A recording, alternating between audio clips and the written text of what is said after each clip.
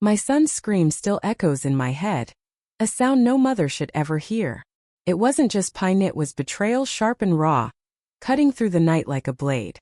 I'm Ellen, a single mom trying to hold it together in a small Ohio town where everyone knows your business but pretends they don't. My soon-to-be ex-husband, Mark, left us 6 months ago for a better life, with his new girlfriend Tara in Chicago. He said he needed space, freedom, a fresh start. Fine. I didn't beg him to stay. I had Noah, my 8-year-old, and we were enough. Or so I thought. Noah's always been my anchor, bright, curious, with a smile that could melt ice. But lately he'd been quieter, his eyes darting away when I asked about his day. I chalked it up to the divorce, the way kids carry wounds they don't know how to name. Then came the package. It arrived on a Tuesday, a plain brown box addressed to Noah. No return label. I found it torn open on his bed. Contents spilled like a secret he couldn't wait to uncover. Inside was a sleek black vape pen, a pack of colorful cartridges, and a note in Mark's jagged handwriting. For my champ. Don't tell Mom. Our little adventure. My blood ran cold.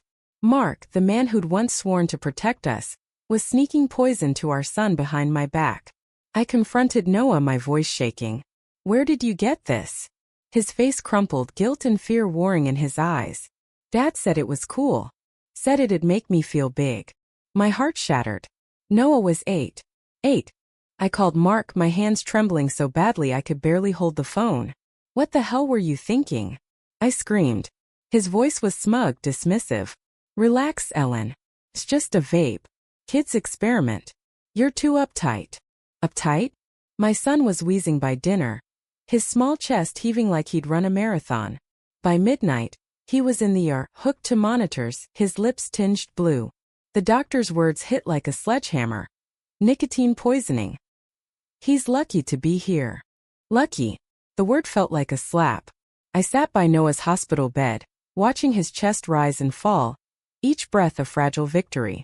How had it come to this? Mark's betrayal wasn't just a broken vow, it was a deliberate choice to endanger our child.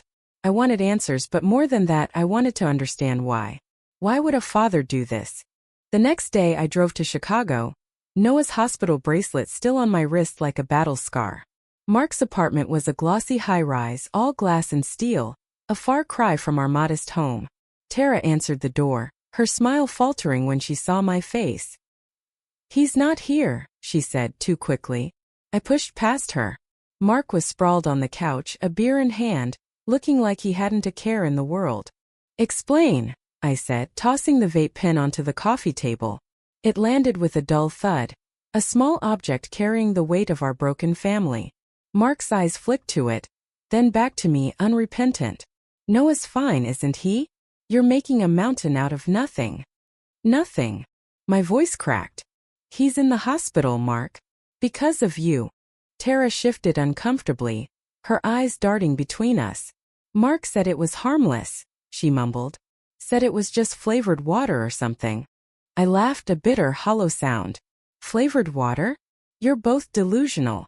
I turned to Mark. Why? Why would you give him that? He leaned forward, his face hardening. Because you're suffocating him, Ellen. You're so obsessed with being the perfect mom, you're turning him into a weakling. I wanted him to have some fun, to be a man. A man. My 8-year-old. I wanted to scream, to tear the room apart, but I held it together for Noah. You almost killed him, I said, my voice low and steady. And I'll make sure you never hurt him again. The drive back was a blur, my mind racing. I thought about the years I'd spent loving Mark, believing in him, even when he faltered. We'd met in college, 2 kids with big dreams and bigger hearts. He was charming, ambitious, the kind of guy who made you feel like the world was yours to conquer. But somewhere along the way he changed. The late nights, the lies, the slow erosion of trust, it all led to this. A vape pen. A hospital bed. A boy caught in the crossfire of his parents' failures. Back at the hospital, Noah was awake, his small hand gripping mine. I'm sorry, Mom, he whispered. I didn't know it was bad. I kissed his forehead, tears spilling over. It's not your fault, sweetheart. Never your fault.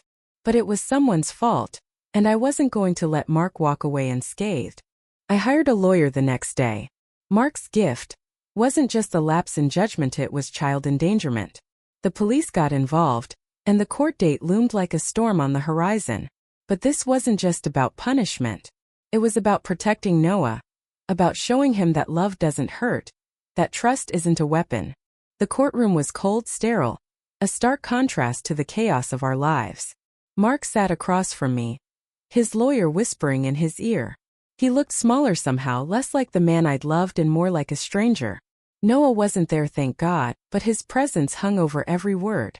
My lawyer laid out the evidence: the vape pen, the hospital records, the note in Mark's handwriting. The judge's face was unreadable, but I saw her flinch when she heard Noah's age. Mark's defense was pathetic. He claimed he didn't know the vape was dangerous, that it was just a mistake. But the truth was in the details, the way he'd hidden it from me, the way he'd manipulated Noah with promises of being cool. The judge didn't buy it. Neither did I. The ruling came swiftly: supervised visitation for Mark, pending a full investigation. No unsupervised contact with Noah until he proved he could be trusted. It wasn't a victory, it felt too hollow for that, but it was a step toward justice. Back home, Noah started therapy. A gentle woman named Dr. Ellis who helped him untangle the confusion and guilt. I watched him slowly come back to himself, his smile returning in fleeting moments. But the scars were there, invisible but deep. I wondered if I'd failed him, if I could have seen this coming.